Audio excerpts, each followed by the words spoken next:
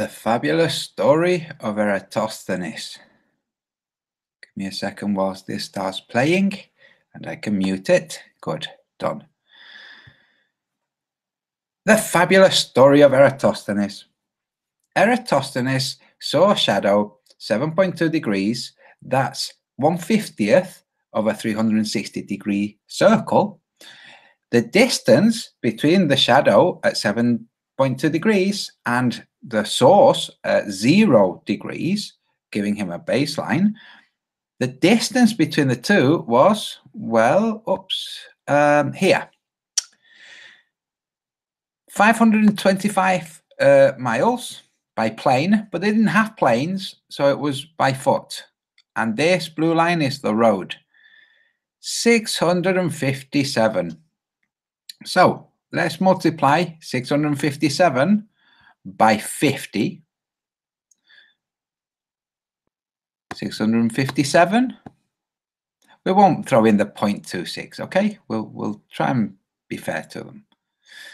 Times 50 equals 32,000 miles. 32,850 miles. That's what he thought the circumference of the Earth was, right? That's how the story goes. However, this is Hipparchus of Rhodes. Notice how Eratosthenes died in 1994 BC. The years BC go backwards.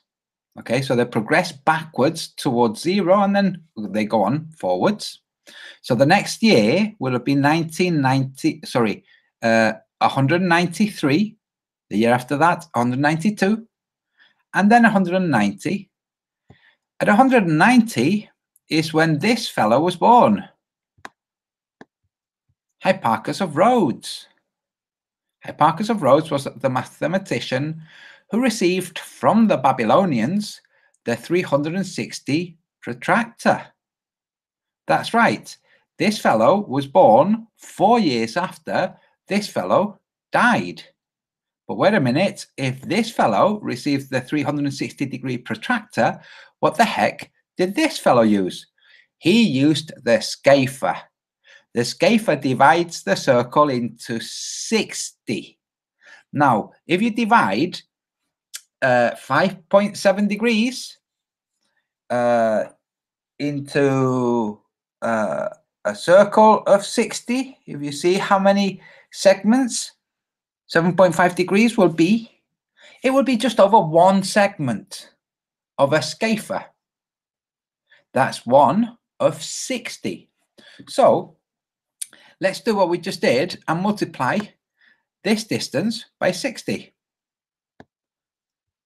Okay, so 657 multiplied instead of 50, like the protractor says, because 7.2 degrees is 1/50th of a 360 circle.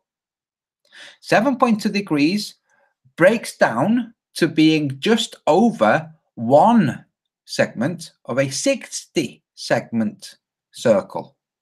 So times 60 equals 39,420 miles.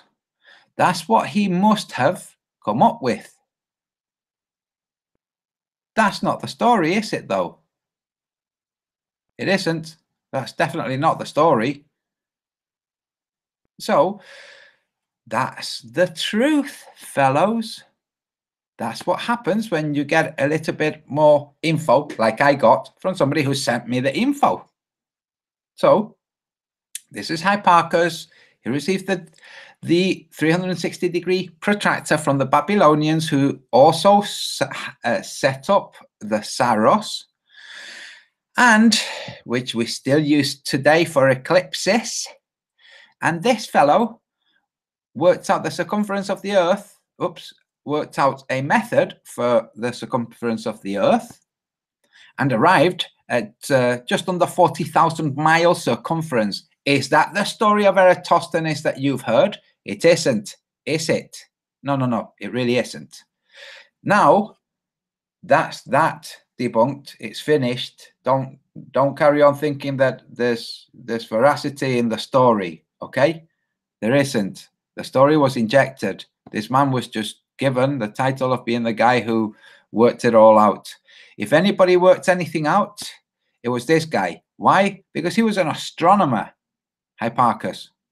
He was brilliant. Now, this guy was a genius. Eratosthenes wasn't, which is why he was a librarian. Now, EQ mounts for the globelings. You see this program? No. You take this program, and this red line is pointing directly north from the center of this AE map. This is not the map of the flat Earth. This is simply an AE map. When the makers of this map have my map, then they'll be able to finish this. Now, watch what happens when you, oops, wrong one. When you move, oh, look. Now picture your EQ mount. Well, here you have the axis aligned to the Earth's supposed axis. And as you go down to 45 degrees, you angle it at 45 degrees so that it will track, well, the stars. And as you go farther south, well, you angle it flatter and flatter until you have 0 degrees. And it's tracking, well, vertically. See? Like an EQ mount works in the real world. Oops, sorry.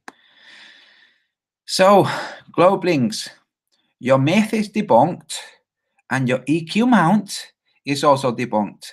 I will go further into debunking it because you see how this works perfectly well as displayed here. And you think, oh no, this is just some kind of mental strange projection. Okay, this works perfectly well here. Okay, with the EQ mount. You'll notice that all of this is in one plane, and all that's changing on this one plane is the axis, therefore presenting different rotation. The plane on which the axis stands is flat, which is why as you move away, you have to tilt your axis to look at the stars overhead. On the globe, your axis has several different planes. As you move your EQ mount towards the equator from the north, you're describing a circle whose central axis is not rotating around the same globe's axis, but instead around itself. See, around itself. Here it makes sense, on the globe it doesn't, and tomorrow when I have rested, I will show you how it doesn't work on the globe. So, thank you very much, and good night all.